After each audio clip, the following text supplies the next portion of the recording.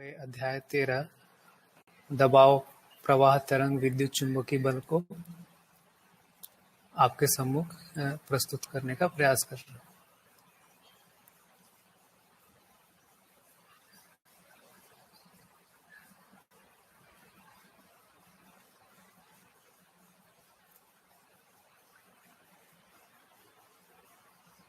तो समय तो हो चुका है, 3:30 हो चुका है, तो शुरू कर सकते हैं। दबाव प्रवाह तरंग विद्युत चुंबकीय बल। दबाव स्वभाव गति से भिन्न सम विषम आवेश के लिए प्राप्त विवस्थाएं दबाव है। तो इसको बहुत ही सिंपल दे सकते हैं, जैसे एक प्रेशर जो कहते हैं हम लोग इंग्लिश में, उसी को दबाव कह रहे हैं। तो जैसे कोई गाड़ी खड़ी है, उसको धक्का मार दिया तो वो चलने लगता है, वो भी एक प्रकार का दबाव है। और इस दबाव का प्रयोग हम बहुत सारे उपकरणों में भी करते हैं, जैसे हाइड्रोलिक पंप में करते हैं। तो उससे बहुत सारी बड़ी बड़ी मशीनरियों को चलाया जाता है। जैसे हम जेसीबी वगैरह में देखते हैं, उसमें हाइड्रोलिक प्रेशर के थ्रू उसके जो इक्विपमेंट्स हैं उसको ऑपरेट किया जाता है। तो इस तरह से सामान्य रूप में उसको देखा ही जा सकता है। साथ ही इसमें जो सम विषम आवेश का है, तो सम का मतलब है कि हम कोई चीज बना रहे हैं, उसमें यदि हम उसका प्रयोग करते हैं तो सम हो गया। कोई चीज को बिगाड़ने के लिए या उसको नष्ट करने के लिए जो उपयोग हुआ, वो सब विषम हो गया। तो दोनों ही तरह से दबाव का प्रयोग होते हुए देखा जाता है। जैसे हम कोई लोहे को मोड़ करके कोई खिड़की बनाना है, दरवाजा बनाना है, तो वो सब बनाने के लिए भी दबाव का प्रयोग करते हैं। पहले से बनी हुई चीज है, मान लो पुरानी हो गई, तो उसको तोड़ने के लिए भी उपयोग कर लेते हैं। तो इस तरह से दबाव का प्रयोग होते हुए देखा जाता है। नेक्स्ट है प्रवाह। निरंतर रस द्रव्य का ढाल की ओर गति प्रवाह है। तो ये जो रस द्रव्य कह रहे हैं, द्रव्य का मतलब लिक्विड है। तो जैसे नदियों का प्रवाह हम देख सकते हैं, और जैसे बॉडी में ब्लड का फ्लो रहता है, वो भी एक तरह का प्रवाह है। हवा का भी प्रवाह होता है। तो इस तरह से जो फ्लो है कोई भी चीज का, उसको यहाँ पे प्रवाह कह रहे हैं। आगे है तरंग। ठोस तरल विरल में भिन्न भिन्न रूप में भिन्न भिन्न तरीके के तरंग होना पाया जाता है। ठोस वस्तु में कंपनात्मक गति के रूप में तरंग, तरल में अर्थात पानी में हवा के संयोग से अथवा किसी पदार्थ, जीव, जानवर, मानव के संयोग से उत्पन्न प्रतिक्रिया तरंग रूप में है। जैसे मानव के पत्थर फेंकने से, कूदने से, हवा के दबाव से पानी कंपनात्मक गति अर्थात ऊपर नीचे होता है, सहित दौड़ता है। यही तरंग के नाम से जाना जाता है। विरल वस्तु में शब्द, ताप, विद्युत, किरण, विकिरण तरंग रूप में प्रमाणित होते हैं। तो यहाँ पे तरंग को बताए हैं। तरंग मतलब बेसिकली कोई भी वस्तु में जो कंपन है, उसको तरंग कहते हैं। तो ये ठोस में भी होता है, तरल में भी होता है, विरल में भी होता है। ठोस का अर्थात सॉलिड है, जैसे मिट्टी पत्थर हो गया। तरल में लिक्विड वाली चीजें आ जाती है, जैसे तेल हो गया, पानी हो गया। विरल में गैस को विरल कह रहे हैं, उसमें ऑक्सीजन, कार्बन डाइऑक्साइड, ये सभी चीजें आ जाती है। तो तीनों प्रकार की वस्तुओं में तरंग पाया जाता है। ठोस में कोई चीज एक दूसरे से टकराने से, पानी के ऊपर पत्थर फेंक देने जो उसमें हलचल होती है, उसको तरंग कहते हैं। और वायु में भी तरंग होता है, जिसको हम ध्वनि तरंग के रूप में, जिसको यहाँ पे शब्द लिखा है। और ताप जो है ना, तो ताप भी एक तरह से तरंग ही है, जो वायु में संचरित होती है, अर्थात एक वस्तु से दूसरे वस्तु में पहुंच जाती है। और उसी तरह से विद्युत, किरण, विकिरण, ये सब के रूप में तरंग का देखा जाना यहाँ पे बताया जा रहा है। अब आगे देखते हैं कि विद्युत तरंग क्या चीज होती है। यह चुंबकीय धारा के विखंडन से उत्पन्न प्रवाह है। चुंबकीय धारा जिन छोटे छोटे रूप में विखंडित हो पाते हैं, वे टुकड़े किसी माध्यम से संप्रेषित होते हैं अर्थात दौड़ते हैं। माध्यम के बारे में संपूर्ण प्रकृति विद्युत धारा का धारक वाहक होना पाया जाता है। संपूर्ण प्रकृति विद्युत ग्राही है। कम से कम या अधिक से अधिक। यह कम या अधिक होना दबाव प्रवाह मात्रा विधि से तय होता है। तो विद्युत तरंग के बारे में बता रहे हैं कि जो चुंबकीय धारा है उसको यदि हम विखंडित करते हैं तो उसके विखंडन से माध्यम में जो प्रवाह उत्पन्न हो जाता है वो विद्युत तरंग है। तो उसको हम लोग अभी देखते ही हैं, जैसे हम जनरेटर से जो बिजली पैदा करते हैं वो इसी का एक उदाहरण है। तो जनरेटर में बेसिकली क्या होता है कि एक चुंबक रहता है। जनरेटर में एक दो चुंबक रहते हैं, उनके बीच में चुंबकीय धारा लगातार बनी ही रहती है।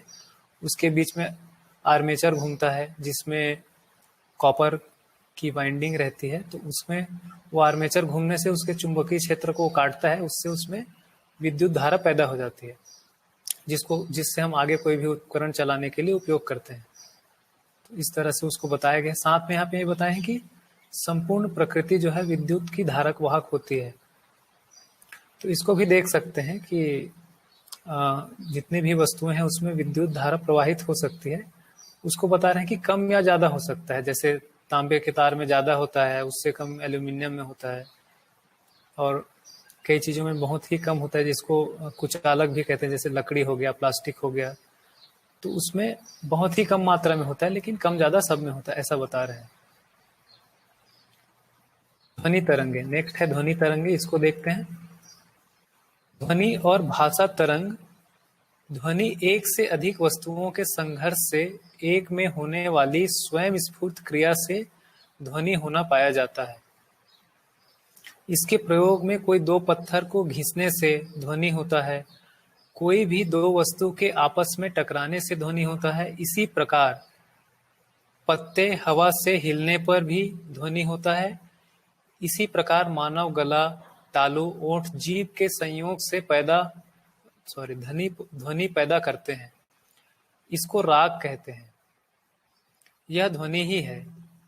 इसी प्रकार से गाय, बैल, भैंस, बकरी, जीव जानवर अपने अपने ढंग से ध्वनि निष्पादित करते हैं।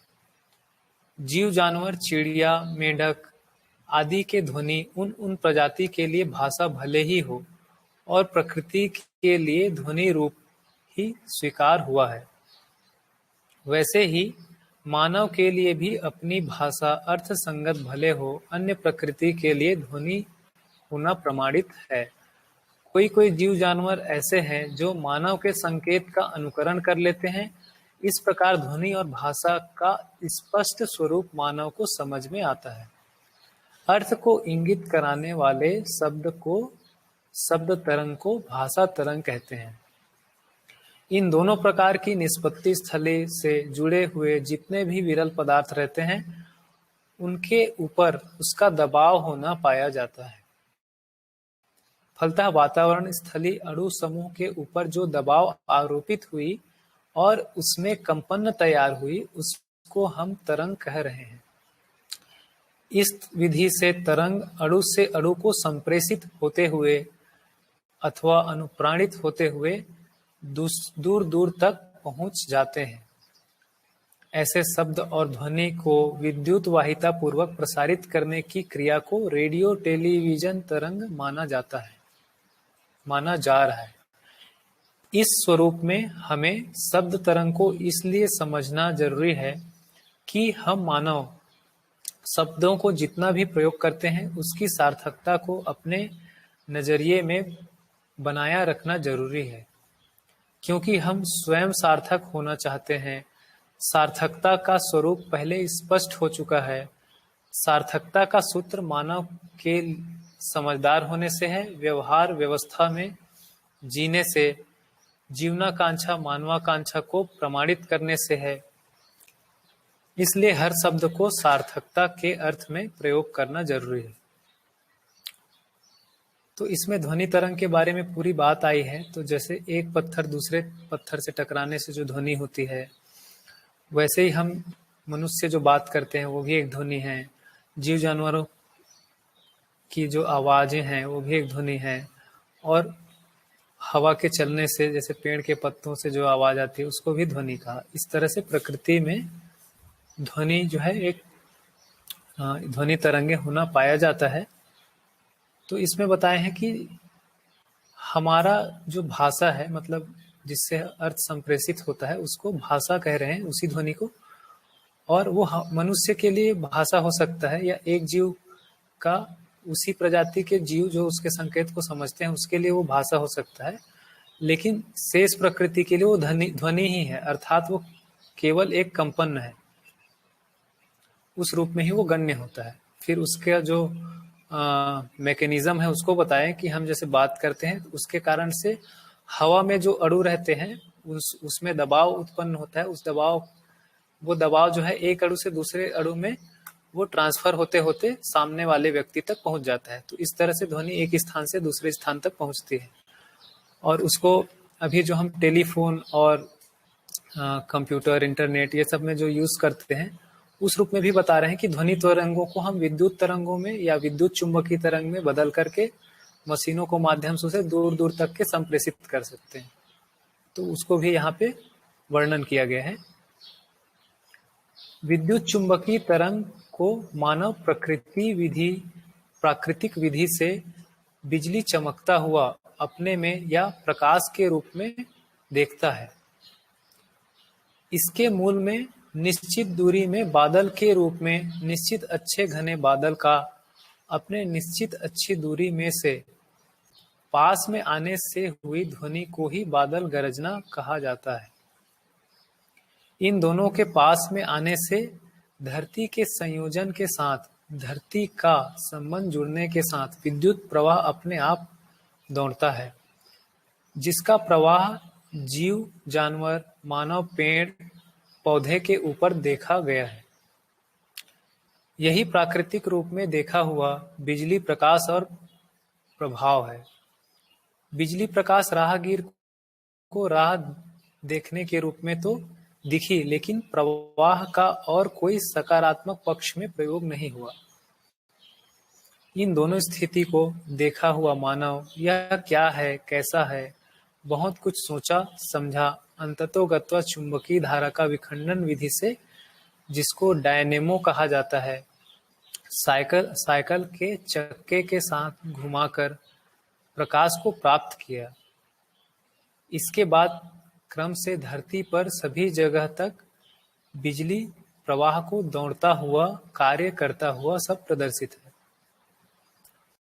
जो प्राकृतिक रूप में बिजली होती है उसको यहाँ पे बता रहे हैं कि बादलों के आपस में टकराने से या पास में आने, वो जो है धरती के साथ संयोजन, अर्थात उसका बीच में जो ह्यूमिडिटी रहती है, पानी के जो कण रहते हैं उसके माध्यम से वो धरती के साथ कनेक्ट हो जाता है। फलस्वरूप वो बिजली का वहां से प्रवाह होता हुआ देखने को मिलता है, जिससे देखते हैं कि कई पेड़ के ऊपर जो बिजली गिरने से वो क्षतिग्रस्त हो जाता है।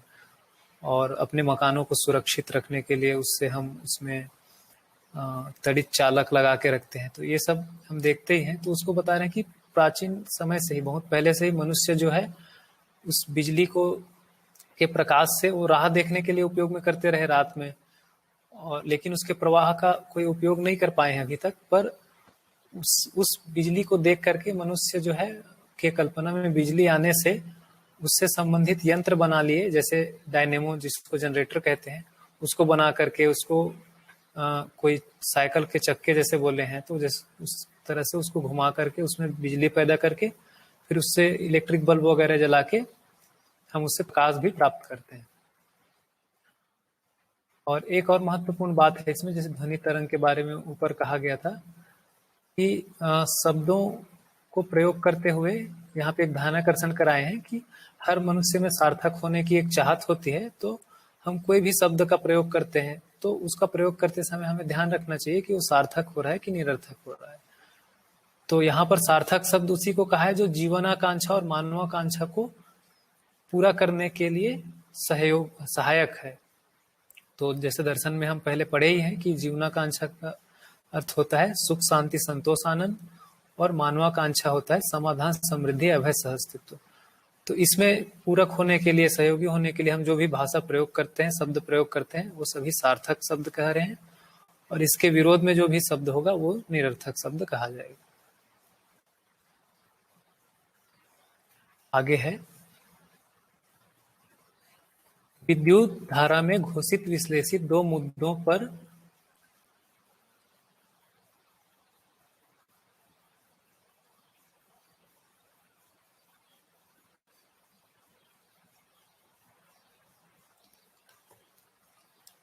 विद्युत धारा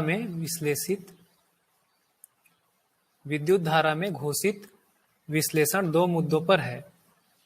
एक है विद्युत धारा का स्रोत और दूसरा है विद्युत प्रवाह में होने वाली क्रियाकलाप। तो आगे इन दो मुद्दों पर विश्लेषण दिया गया है कि विद्युत धारा का स्रोत जो है वो क्या चीज होती है और उसके प्रवाह जो में क्या क्रियाकलाप होती है, उसका प्रोसीजर क्या होता है। इसका डिटेल आगे है, उसको देखते हैं। विद्युत प्रवाह के मूल में चुंबकीय धारा के विखंडन के बराबर में विद्युत धारा होना, विद्युत धारा चुंबकीयता से मुक्त न होना, फलतः चुंबकीय विद्युत धारा का नामकरण होना सार्थक पाया जाता है। इसमें धारा के साथ परमाणु अंश दौड़ती रहती है, ऐसी परिकल्पना दी गई है।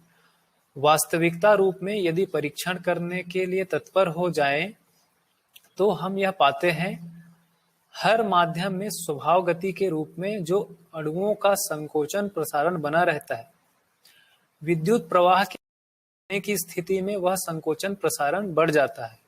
संकोचन प्रसारण विधि से ही प्रवाह और दबाव बनी रहती है। संकोचन विधि से दबाव, प्रसारण विधि से प्रवाह होता हुआ देखने को मिलता है।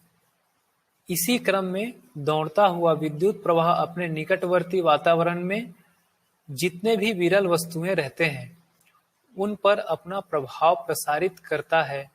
फलस्वरूप विद्युत धारा के साथ साथ उसका प्रभाव क्षेत्र बना रहता है। इस प्रभावी क्षेत्र को अत्यल्प दबाव प्रवाह रूप में भी देखा जा सकता है, सर्वाधिक दबाव प्रवाह के साथ भी देखा जा सकता है। तो इसमें ये बात को बता रहे हैं कि विद्युत जो है उसके साथ साथ चुंबकीयता सदैव बनी ही रहती है, और इसका जो विद्युत जो उत्पन्न होता है अर्थात विद्युत का जो स्रोत है वो चुंबकीयता ही है। चुंबकीय धारा को हम विखंडित करते हैं तो उसी से विद्युत जो है वो उत्पन्न होता है, इसको बता रहे हैं। तो इसमें आगे जो बता रहे हैं कि जो विज्ञान में जो बताया जाता है कि कहीं भी विद्युत धारा का प्रवाह होता है तो उसमें परमाणु अंश अर्थात इलेक्ट्रॉन का फ्लो उस वायर में होना पाया जाता है।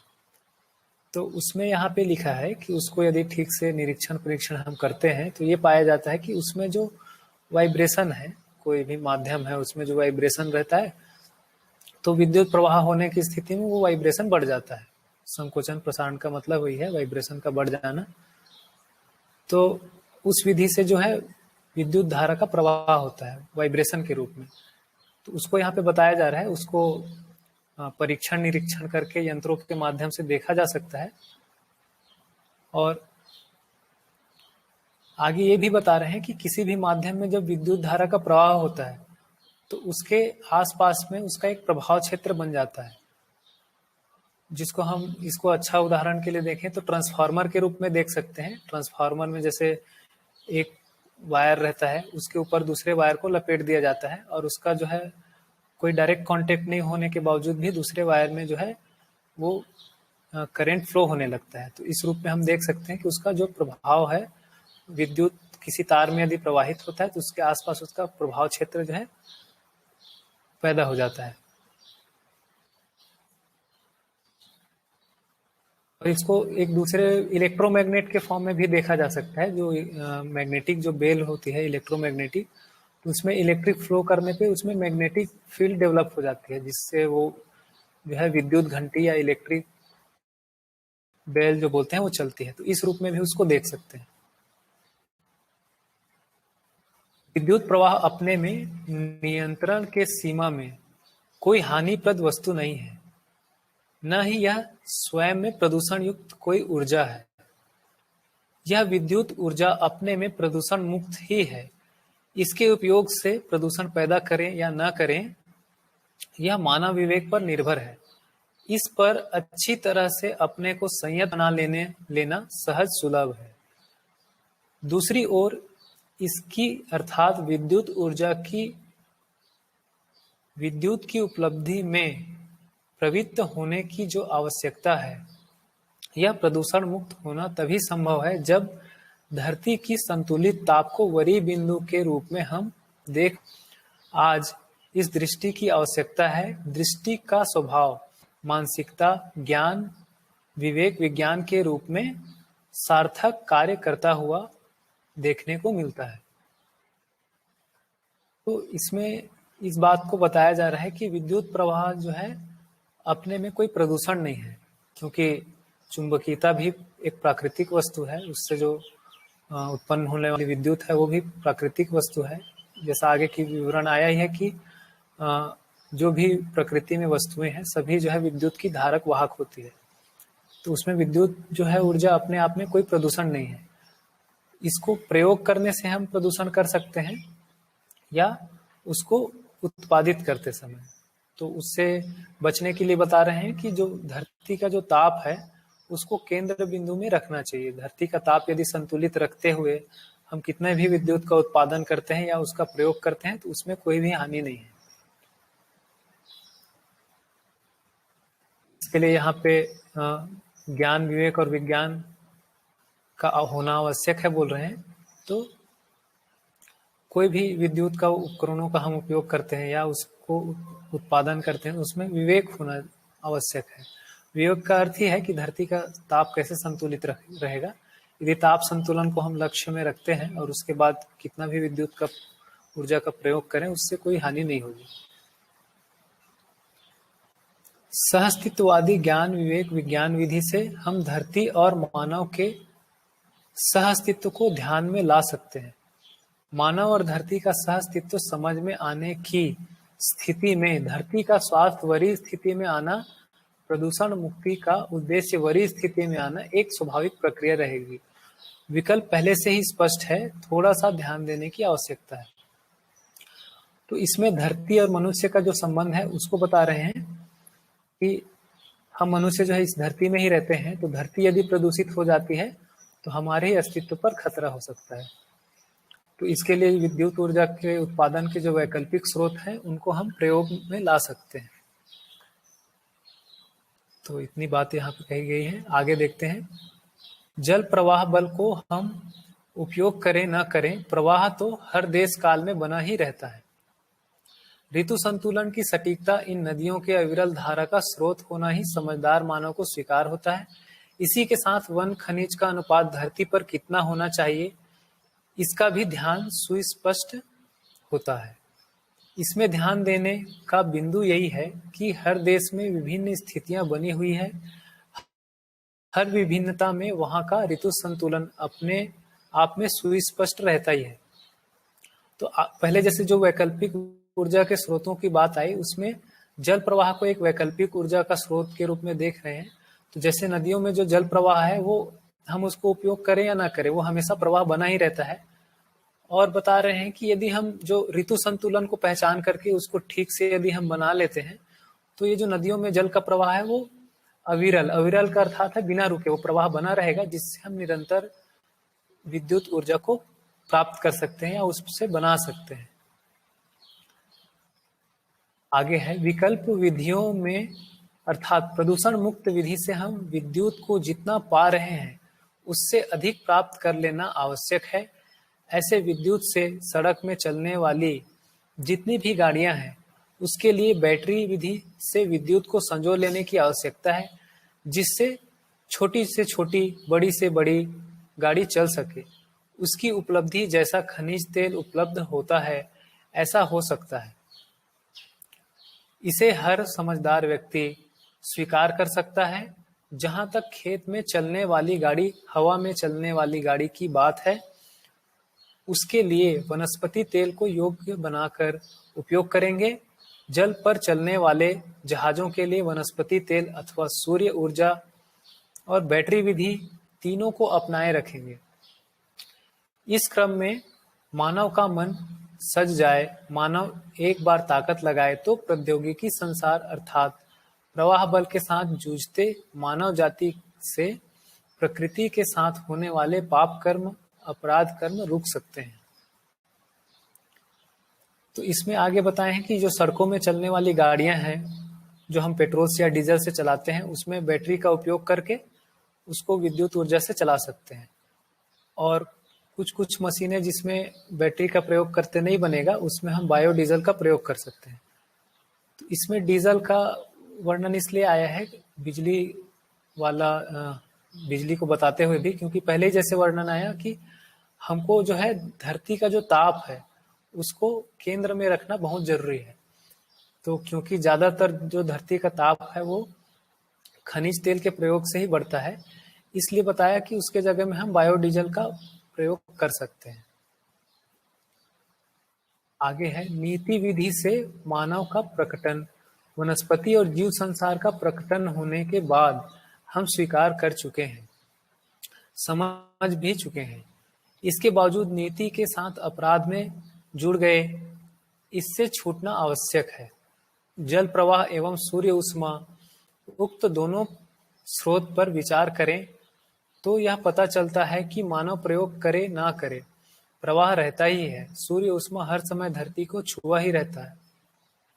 इसको भले प्रकार से हम समझ सकते हैं, अपने ज्ञान विवेक विज्ञान पूर्वक प्रयोग और प्रौद्योगिकी विधि को अपना सकते हैं।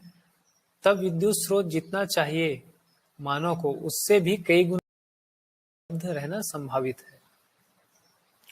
तो इसमें वर्णन किया गया है कि हम पहले भी ये चीज अध्ययन कर चुके हैं, समझ चुके हैं कि जैसा अभी भी पढ़ाई में आता ही है कि मानव का प्रकटन से पहले ही जो वनस्पति का प्रकटन और जीव का प्रकटन जो है हुआ रहता है, उसके बाद ही मानव का प्रकटन होता है। तो यदि हम खनिज को, वनस्पतियों को या जीव संसार को कोई भी क्षति पहुंचाते हैं तो आगे चल करके मानव को भी उससे क्षति पहुंचना ही है।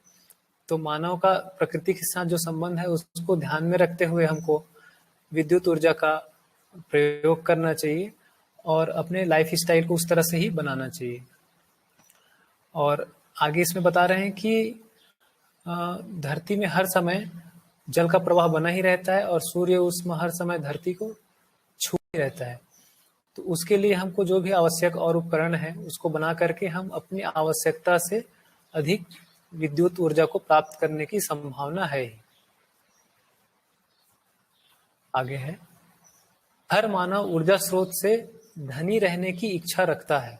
समझदार मानव उपयोग, सदुपयोग, प्रयोजन सुनिश्चित करने के अर्थ में जीना बना ही रहता है। इससे मानव से विश्वास करने का आधार भी संभावित है। मानव के साथ परस्पर विश्वास विधि से ही उक्त दोनों प्रकार के स्रोत उपयोग कर सकते हैं। इससे ही धरती में मानव इस नीति विरोधी, मानव विरोधी, प्रकृति विरोधी कार्यक्रम से मुक्त हो सकता है। विरोध के स्थान पर परस्पर पूरक, उपयोगी, सहकारी होना प्रमाणित होता है। ऊर्जा क्रियाकलाप के मूल में चुंबकीय बल संपन्नता का जिक्र प्रयोग हो चुका है। ऐसे चुंबकीय बल संपन्नता कहाँ से है, कैसे है, इस मुद्दे पर प्रश्न अध्ययन करने में तत्पर प्रत्येक मानव में होना स्वाभाविक है।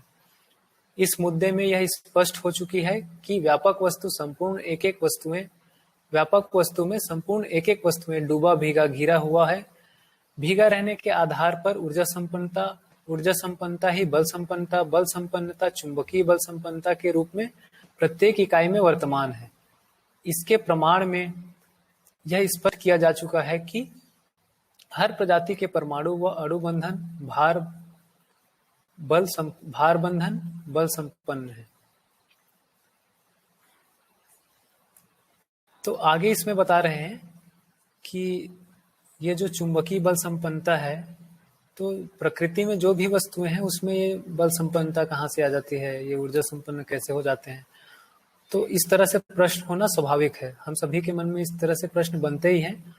तो उसको आगे उत्तर कर रहे हैं कि क्योंकि व्यापक वस्तु जो है व्यापक वस्तु का अर्थात जो अ, एक इकाई और दूसरी इकाई, जैसे एक धरती दूसरे धरती के बीच में, अ, एक तारे दूसरे तारे के बीच में जो खाली स्थान दिखता है, और एक पेड़ दूसरे पेड़ के बीच में जो खाली स्थान दिखता है, उस खाली स्थान को ही व्यापक वस्तु कह रहे हैं। तो वो स्वयं में ऊर्जा स्वरूप है। तो बाकी प्रकृति की जितनी भी वस्तुएं अर्थात जो भी अणु परमाणु हैं, उसी में ही डूबे भीगे घिरे हैं। तो उसमें ऊर्जा में डूबे भीगे घिरे रहने के कारण ही वो भी ऊर्जा संपन्न है। ऊर्जा संपन्न होने के कारण बल संपन्न है, फलस्वरूप चुंबकीय बल संपन्न है। उसी चुंबकीय बल के कारण से जुड़ने की प्रवृत्ति दिखती है। तो एक परमाणु दूसरे परमाणु से जुड़ करके जो अणु बनाता है, एक अणु दूसरे अणु से जुड़ करके जो रचनाएं बनाते हैं, तो उसका कारण जो है वो ऊर्जा संपन्नता है। उसके मूल में उसका प्रकृति का व्यापक वस्तु में डूबे भीगे घिरे रहना है। इस बात को यहाँ पे स्पष्ट किया जा रहा है। व्यापक वस्तु संपूर्ण प्रकृति में व्यापक वस्तु संपूर्ण प्रकृति में वस्तु में पारगामी है। इसलिए प्रत्येक वस्तु व्यापक वस्तु में भीगा रहता है। वस्तु अपने में ऊर्जा प्रकाशन करता हुआ गवाहित होने के उपरांत ही हर मानव वस्तु के ऊर्जा संपन्न होने का अनुमान होना पाया जाता है। ऐसे अनुमान के अंतर्गत ही इसका स्रोत क्या है, इसका उत्तर व्यापक वस्तु में ही संपूर्ण वस्तुएं रहने का ज्ञान होने के उपरांत यह पता चला कि व्यापक वस्तु ही मूल साम्य ऊर्जा है। ऊर्जा संपन्नता के रूप में प्रत्येक वस्तु, चाहे वे अणु हो, परमाणु अंश क्यों ना हो, ये सब इकाइयां ऊर्जा संपन्न रहना इसकी नित्य क्रियाशीलता से बोध हो गया। इस विधि में प्रत्येक इकाई में ऊर्जा संपन्नता, बल संपन्नता की स्वीकृति स्थिति गति के आधार पर संपन्न हुई। ऐसी ऊर्जा संपन्नता प्रत्येक इकाई के ऐश्वर्य में वैभव रूप में चुंबकीय बल संपन्नता, अणु बंधन, भार बंधन के रूप में मानव को समझ में आया। यह संपूर्ण वस्तुएं अपने में संपूर्ण रहते हुए संपूर्ण के साथ अर्थात धरती के साथ पूरकता आवश्यकता को प्रमाणित करता हुआ देखने को मिलता है। इस मुद्दे पर भी ठोस, तरल, विरल वस्तुएं अपने अपने जातीय वस्तु के साथ सहयोग उपयोगिता को प्रमाणित करने में तत्पर होने के रूप में स्थिति गतियों के रूप में स्पष्ट किया गया है। इस विधि से धरती के संपूर्ण वैभव के अंगभूत जितने भी कार्य विन्यास है, वह सब सहज अभिव्यक्ति के साथ ही है।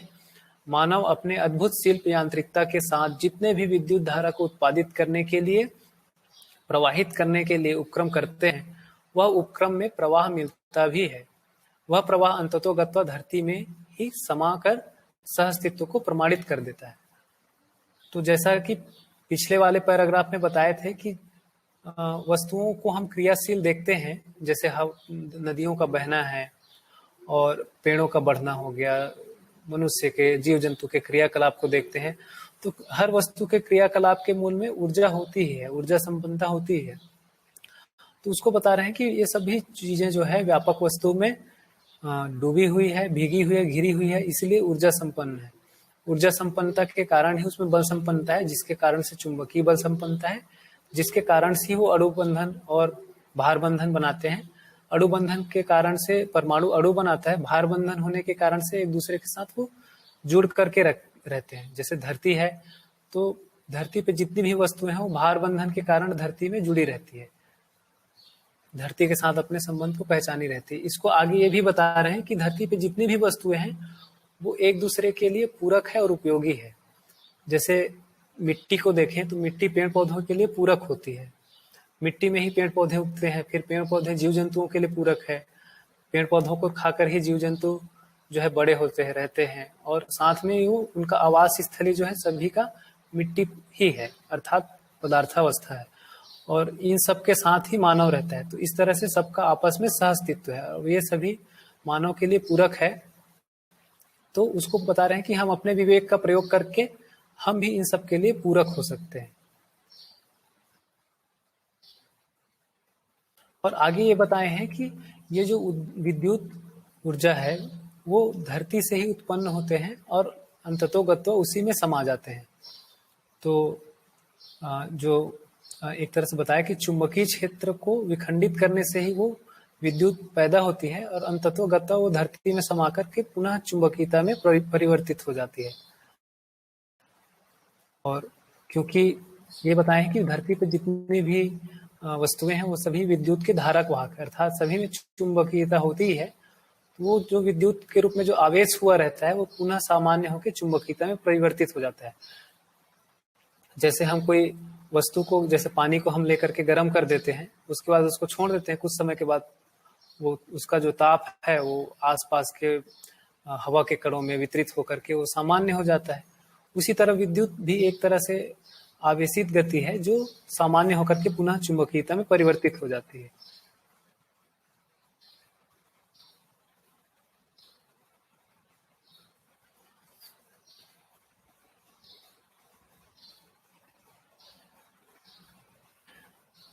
आगे है, धरती के ही अंगभूत द्रव्य के रूप में चुंबकीय द्रव्यों को पाया जाता है। इसके परस्पर यांत्रिकता वश चुंबकीय धारा की विद्यमानता, उसके विखंडन वश विद्युत धारा उसके संपूर्ण प्रयोजन के अनंतर अथवा उपयोग के अनंतर संपूर्ण विद्युत धारा धरती में समाकर पुनः चुंबकीयता के रूप में परिवर्तित हो जाता है। इस प्रक्रिया का जिक्र यहाँ इसलिए किए हैं कि यह विद्युत प्रवाह एक आवर्तनशील प्रक्रिया है, इसलिए इसको आवश्यकता के रूप में बनाए रखना उचित है। इसकी उपलब्धि के लिए उपक्रम विधि को पुनः संयोजन शाश्वत स्रोतों से जोड़े जाने की संभावना समीचीन है ही। अतएव इस विधि से हर चुंबकीयता से विद्युत प्रवाह तथा पुनः चुंबकीयता तक पहुंच जाते हैं। चुंबकीयता न घटने न बढ़ने के रूप में व्यापक वस्तु में संपृक्त संपूर्ण वस्तु को पहचान कर लेना उचित होगा। तो अभी जो हम बात की उसी को बताया जा रहा है कि ये जो विद्युत ऊर्जा है वो पूर्णतः आवर्तनशील है, अर्थात चुंबकीय धारा को विखंडित करके जो हम विद्युत ऊर्जा में परिवर्तित किए रहते हैं वो पुनः जो है विद्युत ऊर्जा चुंबकीयता में परिवर्तित होकर के वो सामान्य हो जाता है। तो इस तरह से हम कितना भी विद्युत का उत्पादन करें वो ऊर्जा कभी भी खत्म होने वाली नहीं है।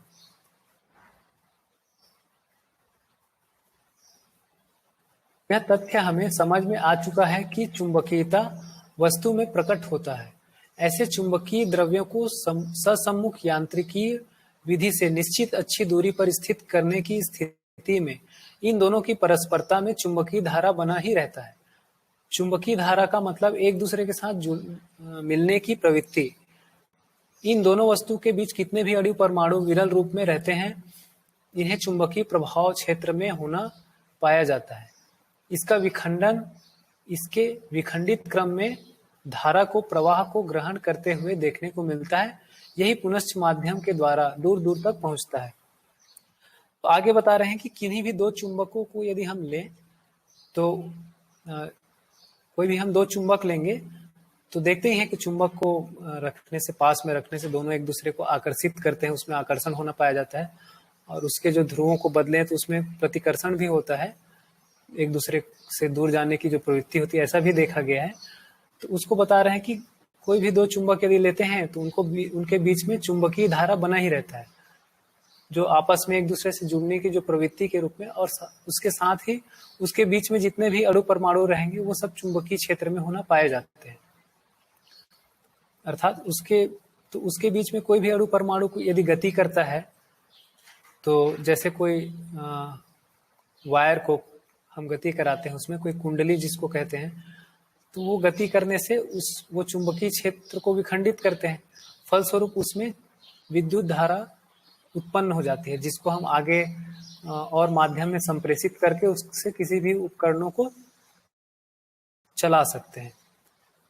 ऐसे विखंडन क्रम में क्या कोई वस्तु द्रव्य बना रहता है कि नहीं, इस मुद्दे पर यही स्पष्ट होता है कि हर अवकाश में कुछ न कुछ संख्या में अणु होते ही हैं। यही अणु चुंबकीय धारा के प्रवाह क्षेत्र में होना भी स्पष्ट हो चुकी है। विखंडन क्रम में इस अवकाश में चुंबकीय प्रवाह क्षेत्र में आए अणुओं में विद्युत धारा से प्रभावित होना स्वाभाविक है। इसी के साथ साथ यह भी अनुमान होता है कि चुंबकीय प्रभाव और विखंडन दबाव के साथ इन अणुओं का परमाणु में विघटित होने अथवा परमाणु विघटित होकर परमाणु अंशों के रूप में दौड़ने लगने की संभावना बनी रहती है विद्युत प्रवाह के साथ। यद्यपि प्रवाह के माध्यम प्रवाह के साथ माध्यम पर होने वाले प्रभाव, उसके फलस्वरूप होने वाली क्रिया स्पष्ट होती है।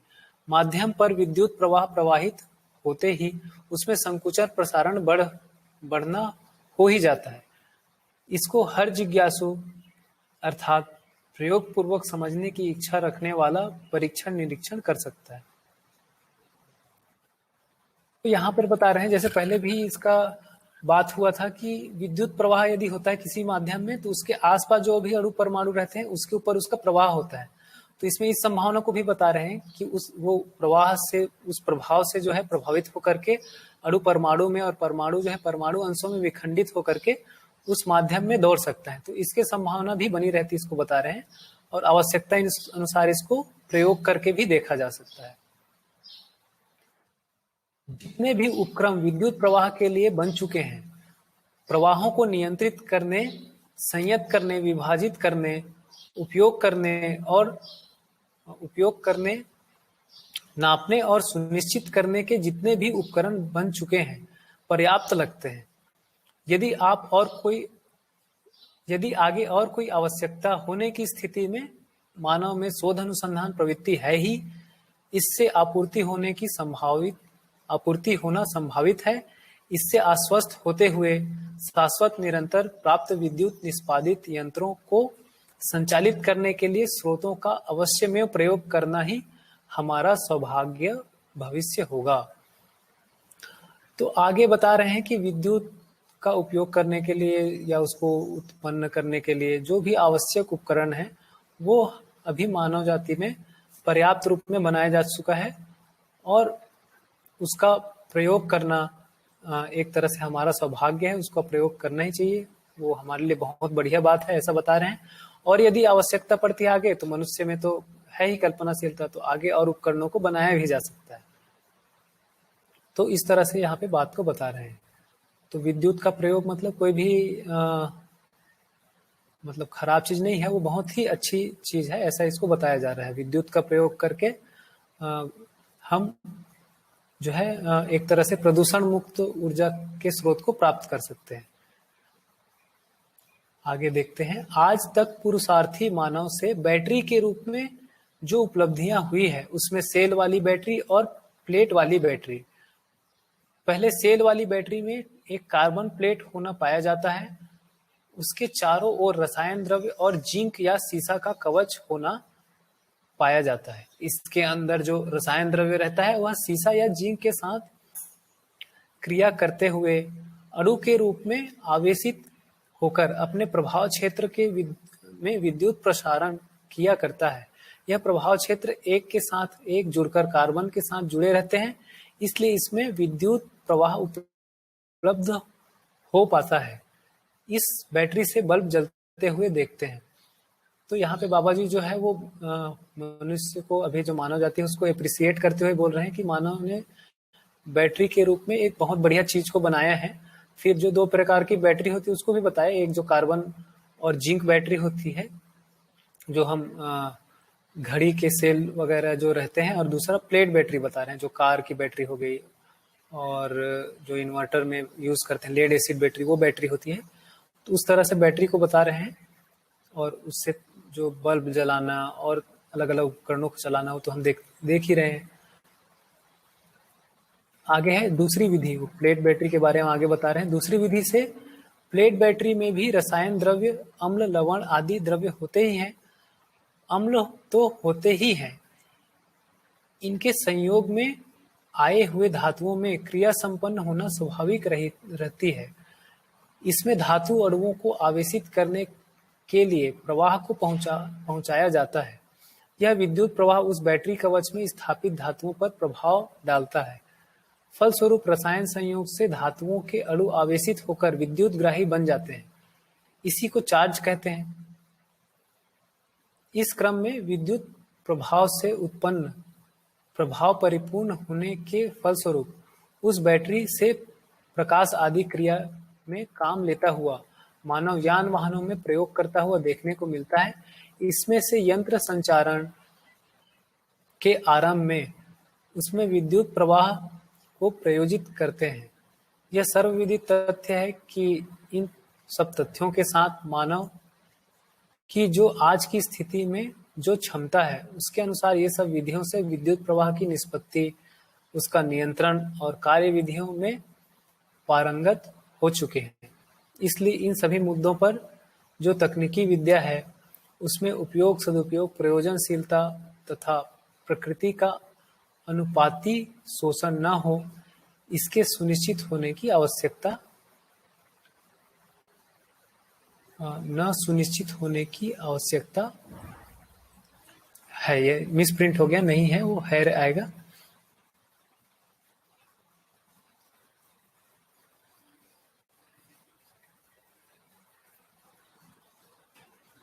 इसमें जो प्लेट वाली बैटरी होती है जिसका जिक्र हम पहले किए थे, जो लेड एसिड बैटरी जिसको कहते हैं, तो जिसमें प्लेटों के बीच में एसिड भरा रहता है, उसमें उसको जैसे ही चार्ज करते हैं तो उसमें जो प्लेट रहते हैं वो चार्ज हो जाते हैं। उसको फिर हम बाद में बल्ब जलाने के लिए, या जिसको सेल्फ स्टार्ट में भी यूज करते हैं, उस तरह से उसको प्रयोग भी कर सकते हैं।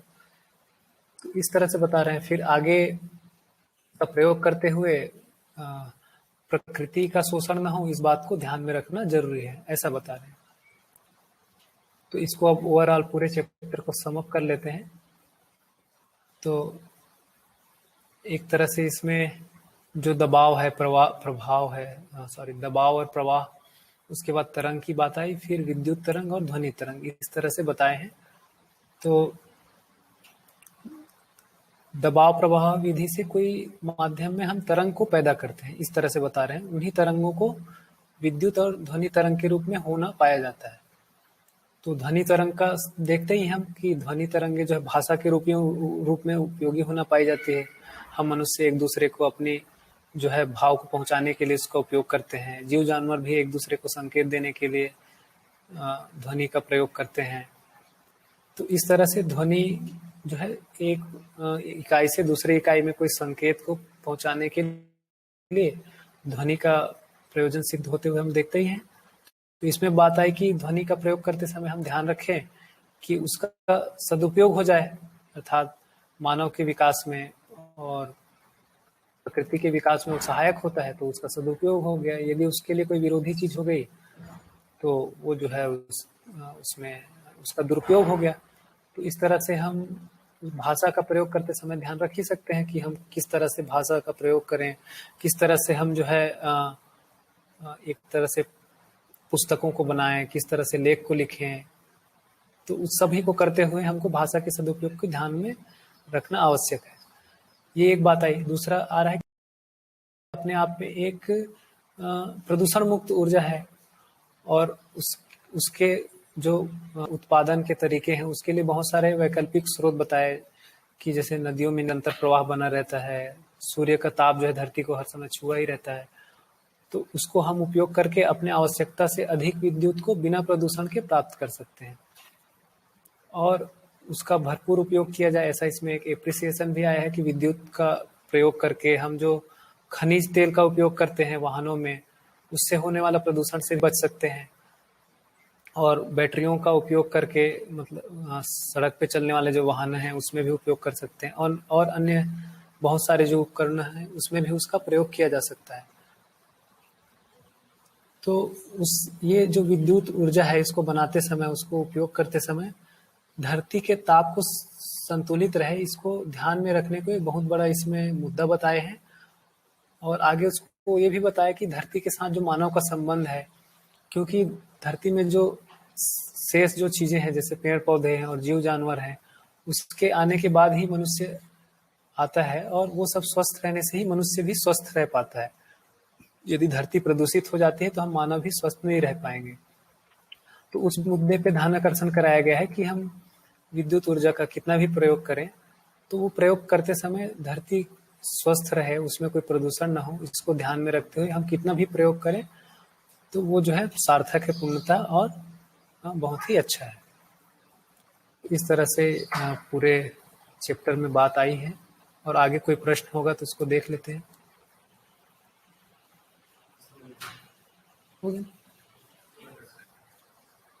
तो आप सबको बहुत बहुत धन्यवाद मुझे इतना ध्यान से सुनने के लिए, और राकेश भैया का बहुत बहुत धन्यवाद कि मुझे ये अवसर दिए प्रस्तुति करने के लिए।